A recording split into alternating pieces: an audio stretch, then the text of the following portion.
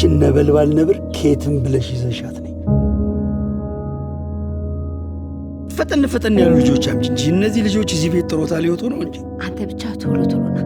ምን የመሳሰሉ እምቦቀቅላ ልጆችን ነው ማዘጋጅልህ። ምንድነው እንደዚህ እንደ ጠላት ማፍጠጥ?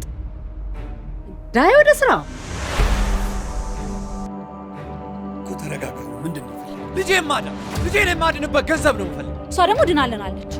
በቃ እና ሁሉም ነገር ተጠያቂው እኔ ነኝ።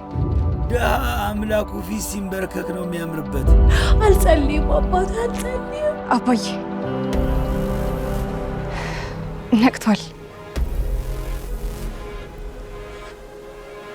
ለዛሬው ጭቱ በእግዚአብሔር በእናትህ ማዝዬ የኔ ፍቅር